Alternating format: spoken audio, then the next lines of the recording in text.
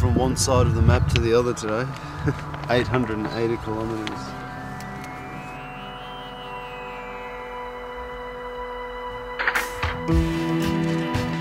$47 in the shade. It's been stinking hot. I was struggling a bit today actually. I feel like I had a seizure or something today. Etter den varmeste dagen vi hadde opplevd noensinne, satte vi kursen videre mot et land I det fjerne, og vårt første møte med en vaskeekte prins. What are you expecting here, Stana? Oh man, I think this is going to be like a carousel ride. I can't wait to meet this guy. Hopefully he's got a bit of shade so that we can camp in. I hope you've brought your passports, for we are about to leave Australia. I 1970 løsrev Hutt River-provinsen seg fra Australia. Året før ble hvetebonden Leonard I pålagt et drastisk produksjonskutt fra staten. Det viste seg at staten handlet I strid med grunnloven, og Castley gikk til kamp I håp om at de skulle revidere kvota. I stedet ble han svart med trussel om at de ville ekspropriere eiendommen hans, og dette viste seg også grunnlovsstridig. Castley mente derfor han hadde skjellig grunn for løsrivelsen, som eneste forsvar når staten trua med å ta fra ham både levebrød og eiendommen. Slik ble bonden Castley forvandlet til prins Leonard I, og Micronasjonen Hutt River ble født. This is the government office. This is where you get a visa in your passports when I go behind the counter. And I'll check it with the ultraviolet light, make sure it's good. And the colouring comes up in the middle and a little bit. And this is your one for Australia. I'll check it, see if it's any good. It's okay. Here's a very nice map I got recently from Poland, a map of the world. Now there's Australia. Now the capital of Australia is Canberra. They forgot to put it on. Melbourne, Sydney and Brisbane, very large cities. They forgot to put them on. Adelaide, Perth and Darwin, very large towns. They forgot to put them on. But they put Hutt Province on. It's a very good map. It's a very good map. Is there a difference between Leonard Castley and Prince Leonard? Well, to me it doesn't seem any difference, but to some people possibly there is. Certainly Prince Leonard now deals with things that Leonard George Castley never ever dealt with, because I'm dealing with governments of other countries, prime ministers. Like I have presidential invites to visit other countries in my Hutt River passport. Right.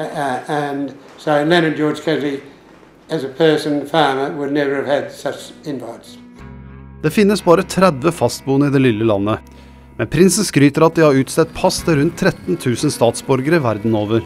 Hovednæringen turisme, og den nå 86 år gamle prinsen tar imot I overkant av 40 000 besøkende til landet sitt hvert år. So, welcome to Hutt River, and come on in and I'll show you around.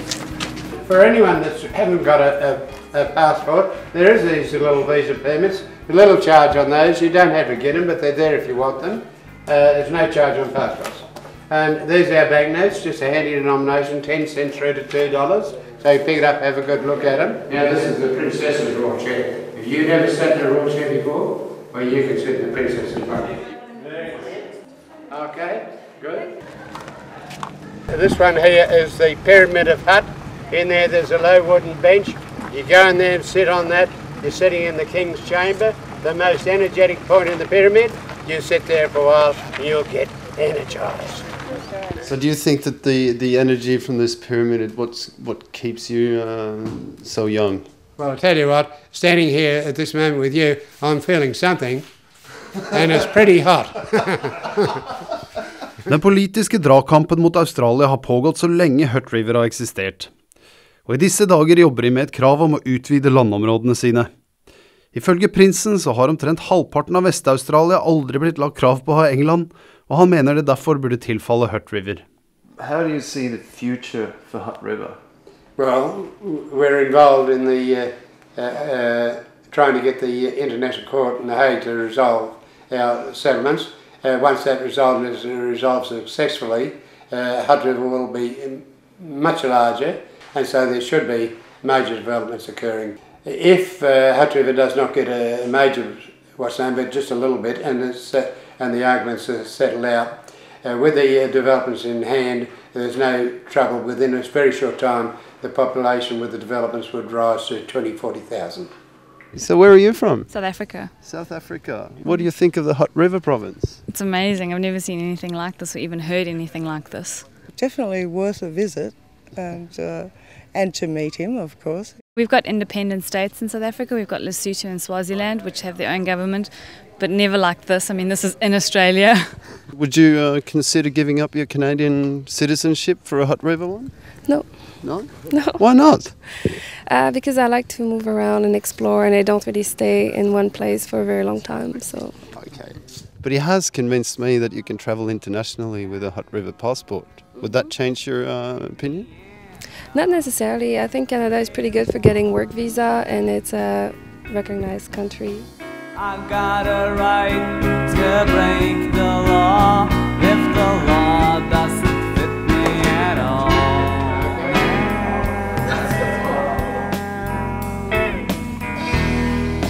I got the blood, the brain, the breath, the grain of life. The governor's there for the people, and the governor is supposed to look after the people. And if they don't, well, then they're failing in their duty, and they've got no right to be there.